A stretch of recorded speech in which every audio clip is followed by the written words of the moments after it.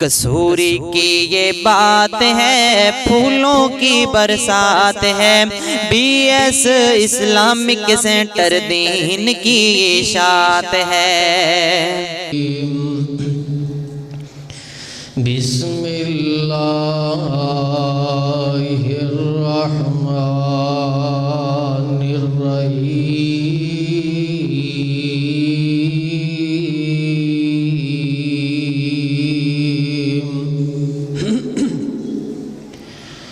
الف لام میم۔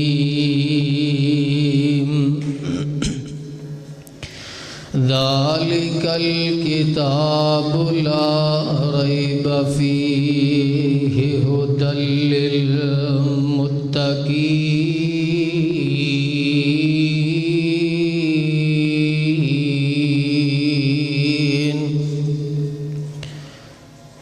وقال النبی صلی اللہ علیہ وسلم خیرکم من تعلم القرآن وعلمہ۔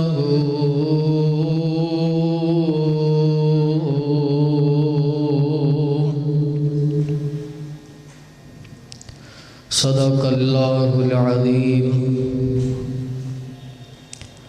رب العالمین کی حمد و ثنا، جو پوری کائنات کا خالق مالک رازق داتا، مجھے اور آپ کو پیدا کرنے والا، پوری کائنات کو چلانے والا، درود و سلام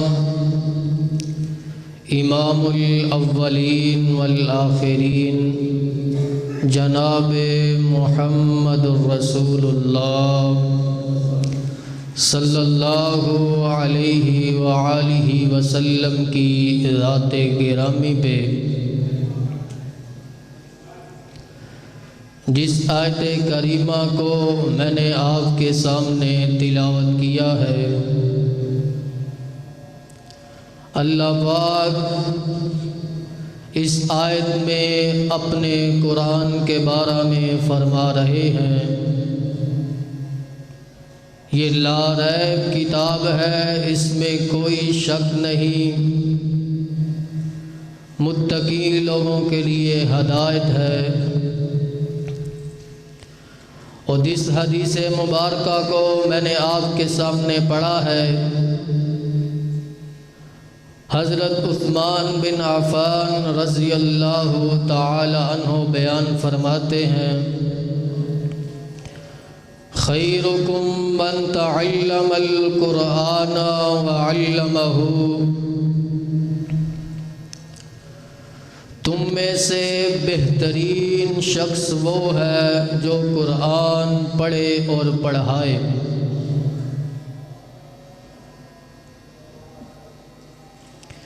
کچے گھڑے نے جیت لی ندیاں جڑی ہوئی،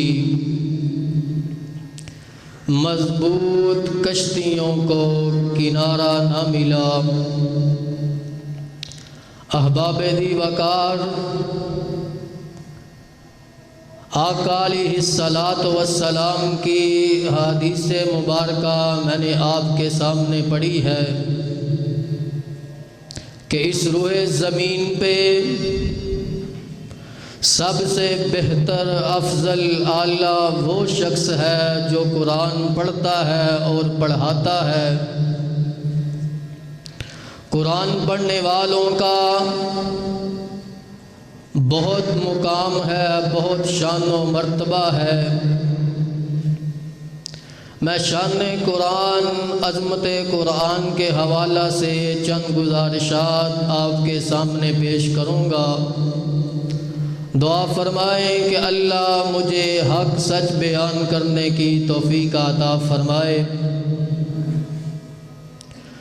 حضرت عمر بن خطاب رضی اللہ تعالی عنہ بیان کرتے ہیں کہ نبی صلی اللہ علیہ وسلم نے ارشاد فرمایا یہ جو قرآن ہے اسی قرآن کی وجہ سے کئی لوگ دنیا اور آخرت میں کامیاب ہو جائیں گے، اور اسی قرآن کی وجہ سے کئی لوگ دنیا اور آخرت میں ذلیل و رسوا ہو جائیں گے۔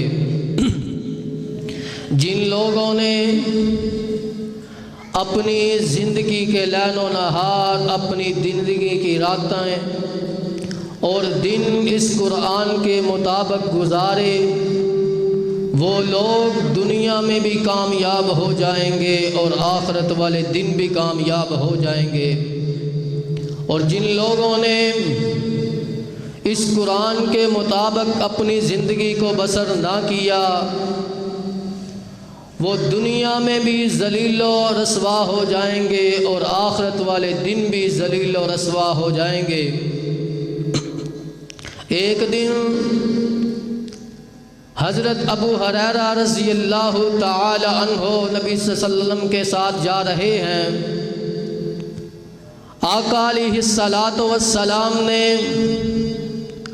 حضرت ابو ہریرہ رضی اللہ تعالی عنہ کو نصیحت فرمائی کہ ابو ہریرہ، قرآن کو پڑھا کر اور قرآن کو پڑھایا کر، قرآن کو سنا کر اور قرآن کو سنایا کر، قرآن کو سیکھا کر اور قرآن کو سکھلایا کر۔ حضرت ابو ہریرہ رضی اللہ تعالی عنہ فرماتے ہیں اگر میں قرآن کو پڑھوں اور پڑھاؤں، قرآن کو سنوں اور سناؤں، مجھے ملے گا کیا؟ آقا علیہ الصلاۃ والسلام نے اپنی زبان سے وہ بات ارشاد فرمائی۔ آقا کہنے لگے ابو ہریرہ، اگر تو یہ کام کرے گا اور جب تو مر جائے گا، روز تیری قبر پہ 70,000 فرشتے تیری بخشش کی دعا کریں گے۔ قرآن پڑھنے والے، قرآن پڑھانے والے، قرآن سننے والے اور قرآن سنانے والے، ان کا اللہ کے ہاں بہت مقام ہے۔ 5 لوگ ایسے ہیں جن کو قبر کی مٹی چھوئے گی نہیں جب وہ مر جائیں گے۔ وہ کون لوگ ہیں؟ انبیاء، اولیاء، شہداء اور حافظ قرآن، عالم دین۔ یہ وہ لوگ ہیں جب یہ قبر میں چلے جائیں گے ان کو زمین کی مٹی کھا نہیں سکے گی۔ جب حافظ قرآن، قاری قرآن، قرآن کا خادم، عالم دین قبر میں جائے گا، اللہ تعالیٰ مٹی کو مخاطب کریں گے، وَأَوْحَىٰ إِلَى الْأَرْضِ، اے مٹی تیرے اندر کون آ رہا ہے؟ مٹی کہنے لگی، اللہ پاک نے مٹی کو ارشاد فرمایا تیرے اندر حافظ قرآن آ رہا ہے، تو نے اسے کھانا نہیں ہے، جیسے سارے وجود کو تو کھا جاتی ہے، لیکن یہ حافظ قرآن، اس کے سینے میں قرآن ہے، تم نے اسے چھونا بھی نہیں ہے۔ آئیے، یہ قرآن وہ قرآن ہے جسے اپنوں نے بھی مانا، بیگانوں نے بھی مانا، کفار نے بھی تسلیم کیا، اغیار نے بھی تسلیم کیا۔ یہ قرآن بہت عظمت والی کتاب ہے۔ اگر ہم ایک حرف اس کا ادا کرتے ہیں، اللہ پاک میرے اور آپ کے اعمال نامے میں 10 نیکیاں تحریر کر دیتے ہیں۔ ہم نے پڑھا الف لام میم، الف 10 نیکیاں اس کی ملیں گی اور لام 10 نیکیاں اس کی، اور میم 3 لفظ پڑھے، 3 حرف پڑھے، اس کی 30 نیکیاں اللہ پاک ہمارے اعمال نامہ میں لکھ دے گا۔ ایک دن یہ تو 3 لفظ ہیں، آقا علیہ الصلاۃ والسلام مسجد نبوی کے منبر پر تشریف فرما ہے، صحابہ کو فرمایا میرے صحابہ آج میں نے آپ کو قرآن پاک کے 10 پارے سنانے ہیں۔ صحابہ کرام 2 ذوق لے کے 2 شوق لے کے مسجد نبوی میں تشریف لائے کہ آقا علیہ الصلاۃ والسلام کی زبان سے آج ہم نے قرآن پاک کے 10 پارے سننے ہیں۔ آقا علیہ الصلاۃ والسلام مسجد نبوی کے منبر پر تشریف فرما ہے۔ آپ نے سورہ اخلاص کی تلاوت کی۔ آپ پڑھتے ہیں قل هو اللہ احد اللہ الصمد لم یلد ولم یولد ولم یکن له کفوا احد۔ آقا علیہ الصلاۃ والسلام نے سورہ اخلاص کی تلاوت کی اور اپنے گھر میں تشریف لے گئے، حجرہ پاک میں واپس چلے گئے۔ تھوڑی دیر کے بعد کیا دیکھتے ہیں کہ مسجد نبوی میں صحابہ کرام تشریف فرما ہیں۔ ابھی میرے ابو بکر بھی بیٹھے ہیں، میرے عمر بھی بیٹھے ہیں، میرے عثمان بھی بیٹھے ہیں، علی المرتضیٰ بھی بیٹھے ہیں، حسن و حسین بھی بیٹھے ہیں، سارے صحابہ مسجد نبوی میں تشریف فرما ہیں۔ آقا علیہ الصلاۃ والسلام حجرہ پاک سے واپس آئے، مسجد نبوی میں تشریف لائے۔ پوچھا صحابہ آپ اپنے گھروں کو کیوں نہیں گئے؟ صحابہ کرام نے جواب دیا آقا آپ کی زبان سچی ہے، آپ کی زبان سچی ہے۔ آپ نے ہمیں ارشاد فرمایا تھا کہ آج میں نے آپ کو قرآن پاک کے 10 پارے سنانے ہیں اور آپ نے سورہ اخلاص کی تلاوت کی ہے اور آپ اپنے حجرہ پاک میں تشریف لے گئے ہیں۔ ہم قرآن پاک کے 10 پارے سننے کے لیے ابھی تک مسجد نبوی میں تشریف فرما ہیں۔ آقا علیہ الصلاۃ والسلام مسجد نبوی کے منبر پر تشریف لے گئے اور فرمانے لگے میرے صحابہ ابھی میرے پاس جبریل آئے ہیں وحی لے کر، انہوں نے مجھے کہا ہے کہ جو اس سورت کو 1 دفعہ تلاوت کرے گا اللہ پاک اس کے اعمال نامے میں 10 پاروں کا ثواب تحریر کر دیں گے، اور جو اس سورت کو 2 دفعہ تلاوت کرے گا اللہ پاک اس کے اعمال ناموں میں 20 پاروں کا ثواب تحریر کر دیں گے۔ پڑھ لیجئے قل هو اللہ احد اللہ الصمد لم یلد ولم یولد ولم یکن له کفوا احد۔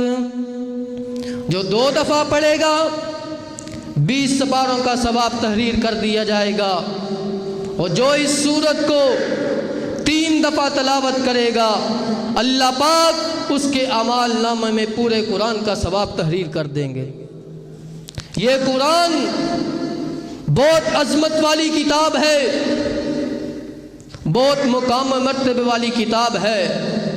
یہ وہ کتاب ہے جس کو سب نے مانا، کفار نے بھی مانا، اپنوں نے بھی مانا، بیگانوں نے بھی مانا۔ آئیے کیسے بیگانوں نے مانا؟ نبی علیہ الصلاۃ والسلام مسجد نبوی میں تشریف فرما ہیں، یہودیوں کا ایک بہت بڑا عالم آقا علیہ الصلاۃ والسلام کے پاس مسجد نبوی میں تشریف لایا۔ جب آ کے بیٹھا آقا کے چہرے کی زیارت کی اور آقا علیہ الصلاۃ والسلام سورہ یوسف کی تلاوت کر رہے ہیں، اور وہ یہودیوں کا جو عالم آیا اور کہنے لگا اے محمد صلی اللہ علیہ وآلہ وسلم یہ سورہ یوسف کا واقعہ آپ کو کس نے سکھلایا ہے؟ آقا علیہ الصلاۃ والسلام نے جواب دیا یہ مجھے اللہ نے سکھلایا ہے۔ وہ یہودیوں کا عالم مسجد نبوی سے دوڑا، واپس گیا، اپنے ساتھیوں کے پاس گیا، اپنے رفقا کے پاس گیا اور جا کے کہنے لگا ہم کہتے ہیں کہ اللہ کے محبوب پیغمبر معاذ اللہ جادوگر ہیں، اپنے سے کلام بنا کے ہمارے سامنے پیش کر دیتے ہیں۔ میں آج حضرت یوسف علیہ السلام کا واقعہ ایسے ان کی زبان سے سن کے آیا ہوں جیسے اللہ پاک نے تورات اور انجیل میں بیان فرمایا ہے۔ اس نے اپنے ساتھیوں کو ساتھ لیا، دوبارہ مسجد نبوی میں تشریف لے آئے، کہنے لگے آقا اے محمد ہمیں سورہ یوسف علیہ السلام کا واقعہ سناؤ۔ آقا علیہ السلام نے دل میں ہاں ماری، اللہ موقع بن گیا ہے، قرآن پڑھنا میرا کام ہے، ہدایت دینا تیرا کام ہے، ہدایت تیرے ہاتھ میں ہے۔ انکا لا تہدی من احببتا ولکن اللہ یہدی من یشاء۔ میرے آقا اپنی زبان مبارک سے قرآن پڑھنے لگے ہیں اور وہ یہودی آقا علیہ السلام کے چہرہ مبارک کو دیکھ رہے ہیں۔ میرے آقا نے سورہ یوسف کی تلاوت شروع کی، قالوا یا ابانا ما لک لا تعمنا علی یوسف وإنا له لناصحون ارسلہ معنا غدا ويلعب وإنا له لحافظون۔ آقا علیہ السلام سورہ یوسف کی تلاوت کر رہے ہیں اور پڑھتے پڑھتے اس مقام پہ پہنچے، وَجَاءُوا أَبَاهُمْ عِشَاءً يَبْكُونَ قالوا يا أبانا إنا ذهبنا نستبق وتركنا يوسف عند متاعنا فأكله الذئب وما أنت بمؤمن لنا ولو كنا صادقين۔ سبحان اللہ۔ آقا علیہ السلام سورہ یوسف کی تلاوت کر رہے ہیں۔ آئیے، وَجَاءُوا أَبَاهُمْ عِشَاءً يَبْكُونَ قَالُوا يَا أَبَانَا إِنَّا ذَهَبْنَا نَسْتَبِقُ وَتَرَكْنَا يُوسُفَ عِندَ مَتَاعِنَا فَأَكَلَهُ الذِّئْبُ وَمَا أَنْتَ بِمُؤْمِنٍ لَنَا وَلَوْ كُنَّا صَادِقِينَ۔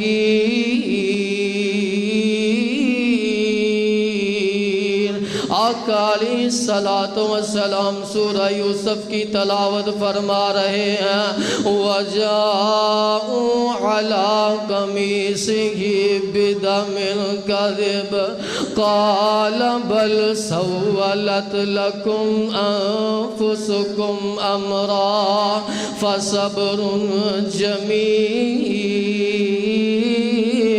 وَاللَّهُ الْمُسْتَعَانُ عَلَىٰ مَا تَصِفُونَ۔ میرے آقا قرآن کی تلاوت کرتے کرتے اس مقام پہ پہنچتے ہیں، قال انما اشکو بثی۔ آؤ قرآن سن لو تے ایمان تازہ کر لو۔ قال انما اشکو بثی وحزنی الی اللہ وَأَعْلَمُ مِنَ اللَّهِ مَا لَا تَعْلَمُونَ۔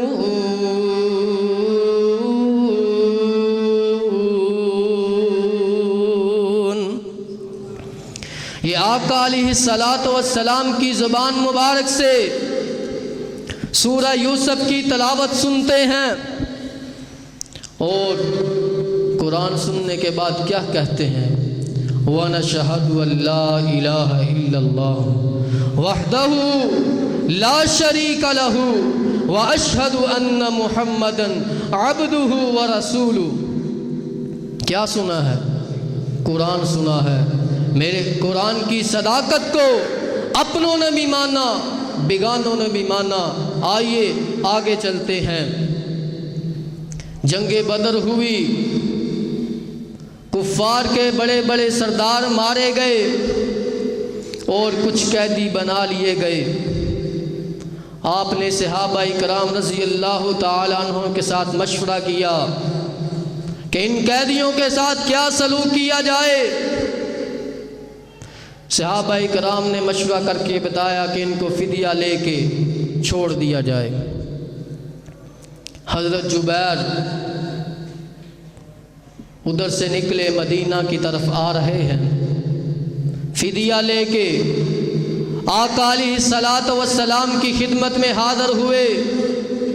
کہنے لگے اے محمد، یہ میں فدیہ لے کے آیا ہوں، میرا چچا زاد بھائی ان قیدیوں میں سے ہے، ان کو رہا کر دیں۔ آقا علیہ الصلاۃ والسلام نے فرمایا جبیر چلا جا، مغرب یا عشاء کی نماز کے وقت میرے پاس آنا۔ حضرت جبیر رضی اللہ تعالی عنہ واپس چلے گئے۔ مغرب کی نماز کا ٹائم ہوا، مسجد نبوی کے پاس تشریف لے آئے۔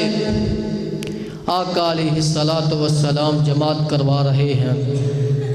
یہ باہر مسجد نبوی کے دروازے کے پاس کھڑا ہو گیا، ایک دیوار کے ساتھ ٹیک لگا کے، میرے آقا، یار وہ کتنے خوش قسمت صحابہ تھے، آقا علیہ الصلاۃ والسلام قرآن پڑھ رہے ہیں اور وہ پیچھے نماز میں سن رہے ہیں۔ آقا علیہ الصلاۃ والسلام نے جماعت شروع کروائی۔ آقا علیہ الصلاۃ والسلام پڑھتے ہیں الحمد للہ رب العالمین الرحمن الرحیم مالک یوم الدین ایاک نعبد و ایاک نستعین اہدنا الصراط المستقیم صراط الذین أنعمت عليهم غير المغضوب عليهم ولا الضالين۔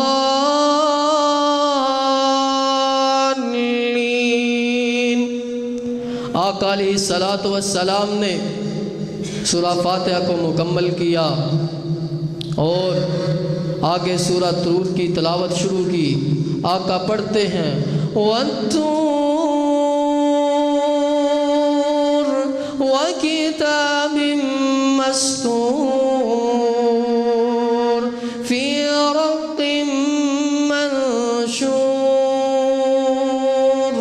وَالْبَيْتِ الْمَعْمُورِ۔ حضرت جبیر رضی اللہ تعالی عنہ نے قرآن کی تلاوت سنی اور اس کا بوجھ نہ برداشت کر سکے، آپ قرآن کی تلاوت سن کے زمین پہ تھر کر کے گر گئے۔ نماز مکمل ہوئی۔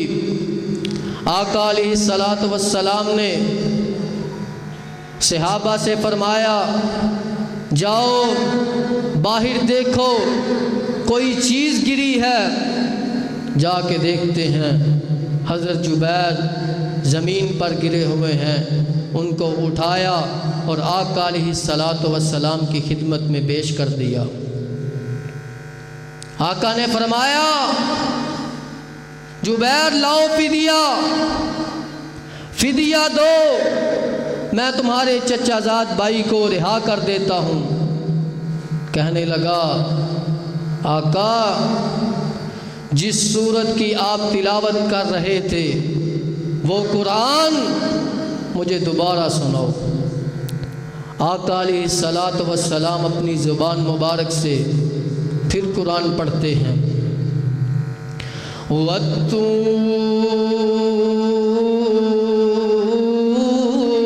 وَكِتَابٍ مَّسْطُورٍ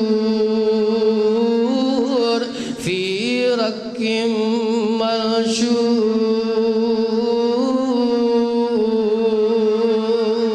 وَالْبَيْتِ المعمور۔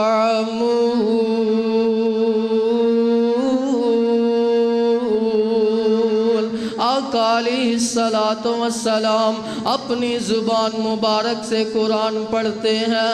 کس زبان سے قرآن پڑھتے ہیں؟ جو زبان اپنے اللہ تعالیٰ کے آرڈر کے بغیر نہیں بولتی۔ قرآن پاک اس بات کی دلیل دیتا ہے، وَالنَّجْمِ إِذَا هَوَىٰ مَا ضَلَّ صَاحِبُكُمْ وَمَا غَوَىٰ وَمَا يَنطِقُ عَنِ الْهَوَىٰ إِنْ هُوَ إِلَّا وَحْيٌ يُوحَىٰ۔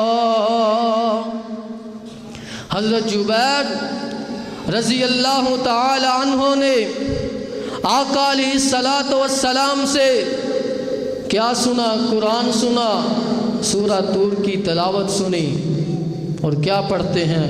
وَنَشْهَدُ أَن لَّا إِلَٰهَ إِلَّا اللَّهُ وَحْدَهُ لَا شَرِيكَ لَهُ وَأَشْهَدُ أَنَّ مُحَمَّدًا عَبْدُهُ وَرَسُولُهُ۔ قرآن سن کے یہ کافر آیا ہے میرے پیغمبر علیہ الصلاۃ والسلام کی خدمت میں، قرآن سن کے کلمہ پڑھ کے مسلمان ہو جاتے ہیں۔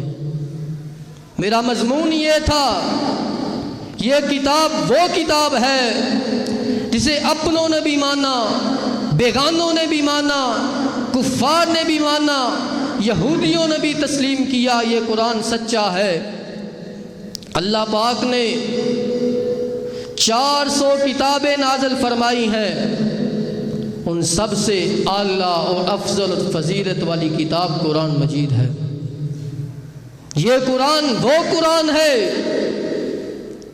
جس قرآن کی ایک ایک آیت لوگوں نے سنی اور اپنی زندگی کو دین کے مطابق قائم کر لیا۔ آئیے آگے چلتے ہیں۔ وقت کا ایک بہت بڑا بدماش جس کی زندگی کے لیل و نہار، زندگی کی راتیں، دن رات اللہ تعالیٰ کی حدیں توڑتا ہے، زنا کرتا ہے۔ ایک دن رستے میں سفر کر رہا ہے، رستے میں جا رہا ہے اور ایک خوبصورت خوبرو لڑکی کو دیکھ لیتا ہے۔ اس نے لڑکی کو دیکھا، اسے برائی کی دعوت دیتا ہے، کہنے لگا میرا نام فضیل بن عیاض ہے، اگر تو نے میرے ساتھ برائی نہیں کی تو میں تجھے گھر سے اٹھا لاؤں گا۔ وہ لڑکی کہتی ہے اتق اللہ انی اخاف اللہ، مجھے اللہ سے ڈر لگتا ہے، مجھے اللہ کے عذاب سے ڈر لگتا ہے۔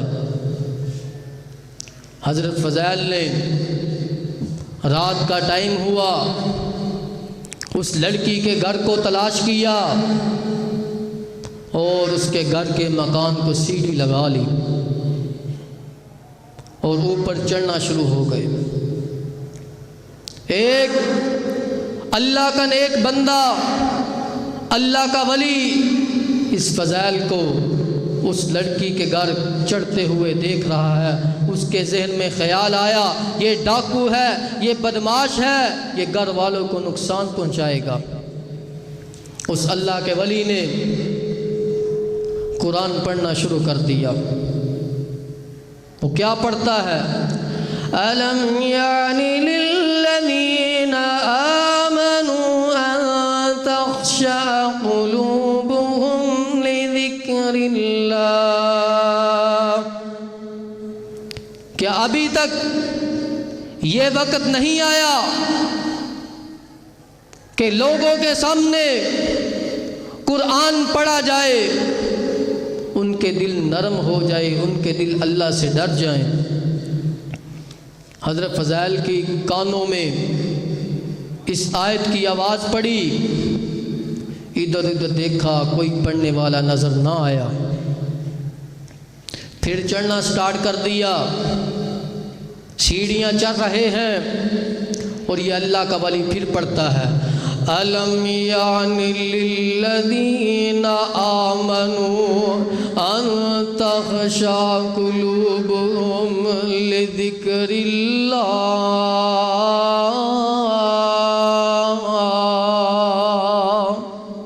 کیا ابھی تک یہ وقت نہیں آیا کہ لوگوں کے سامنے اللہ کا قرآن پڑھا جائے، ان کے دل نرم ہو جائیں، ان کے دل ڈر جائیں؟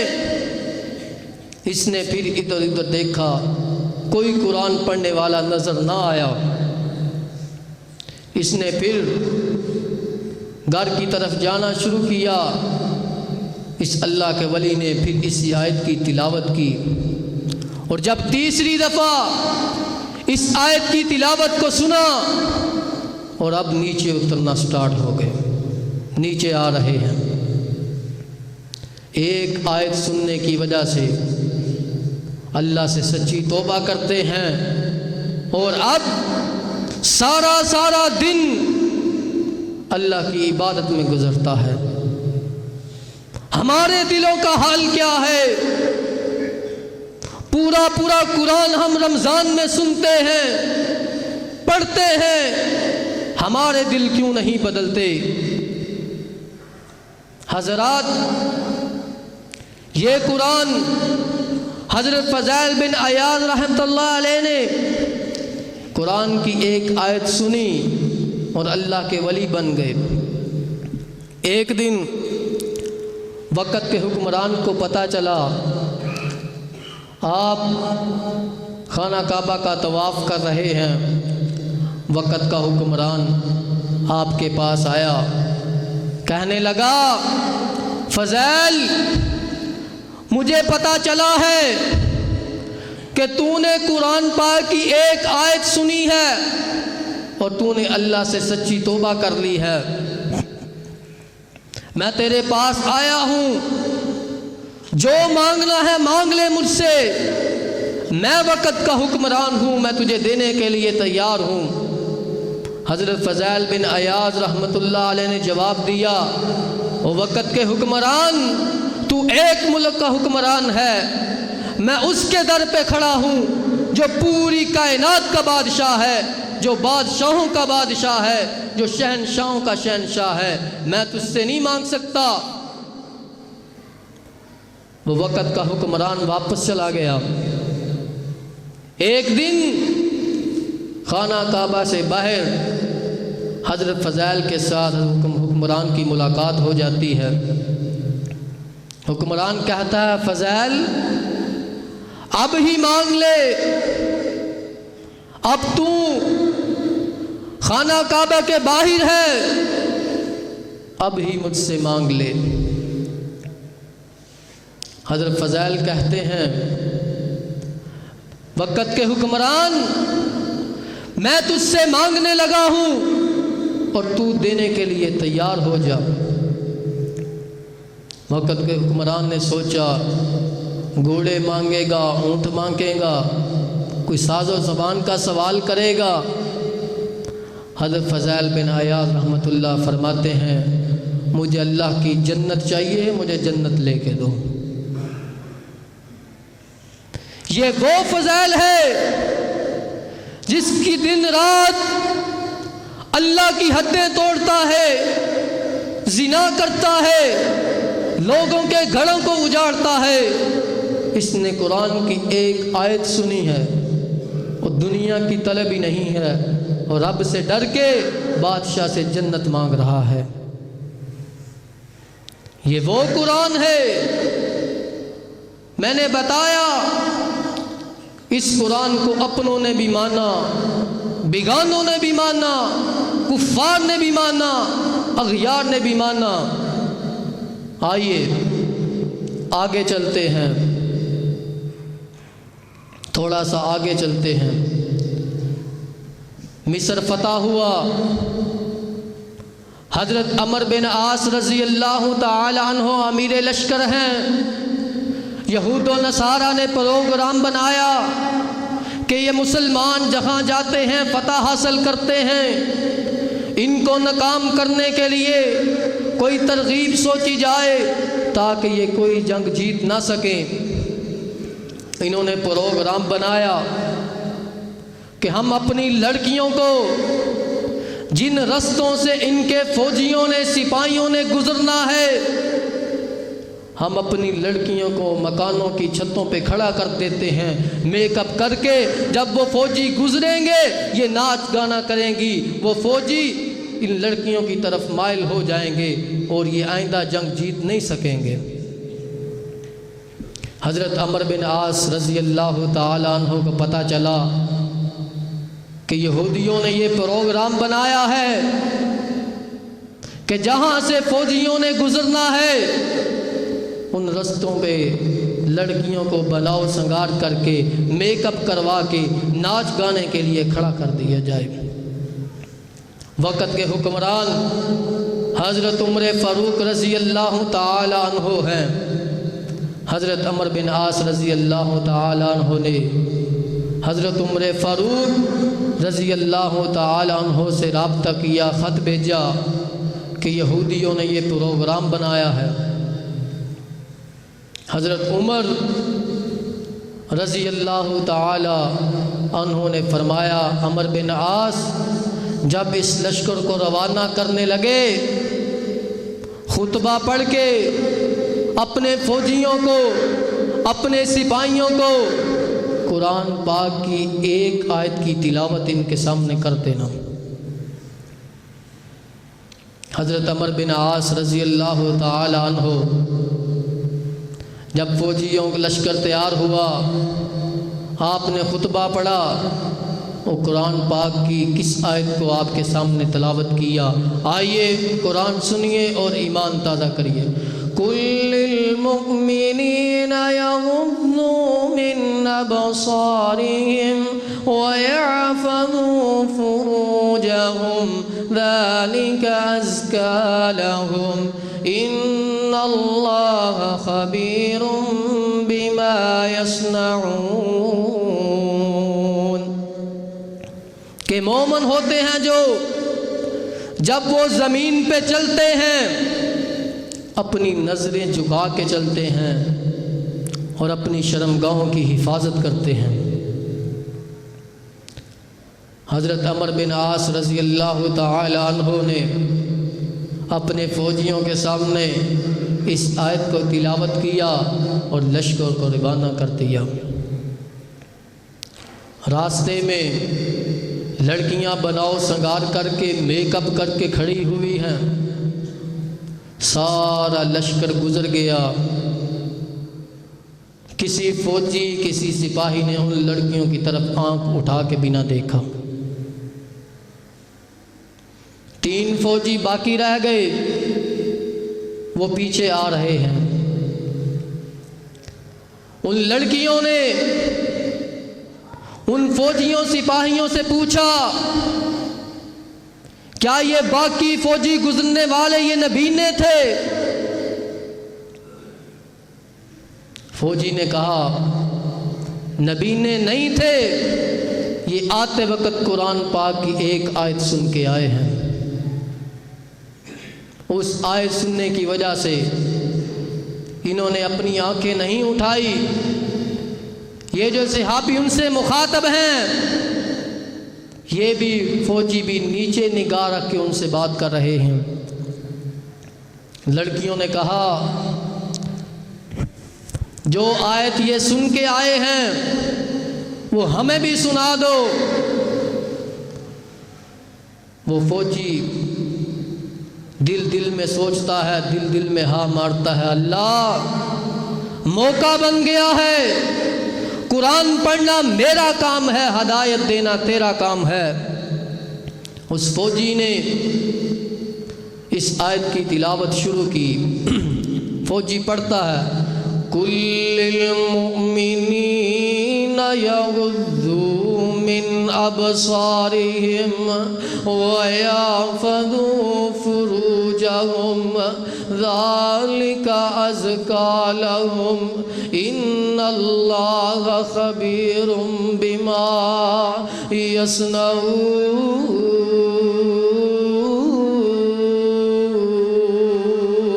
یہ لڑکیاں جو بناؤ سنگار کر کے ان فوجیوں کو اپنی طرف مائل کرنے کے لیے کھڑی ہوئی ہیں، یہ اس فوجی کے سامنے ہاتھ جوڑ دیتی ہیں، کہنے لگتی ہیں یہ قرآن کی آیت مجھے دوبارہ ہمیں پڑھ کے سناؤ۔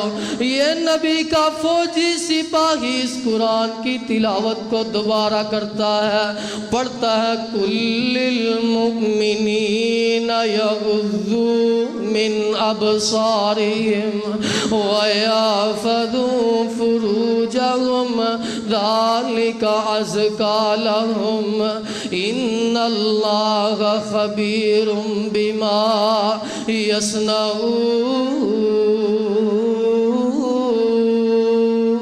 یصنعون۔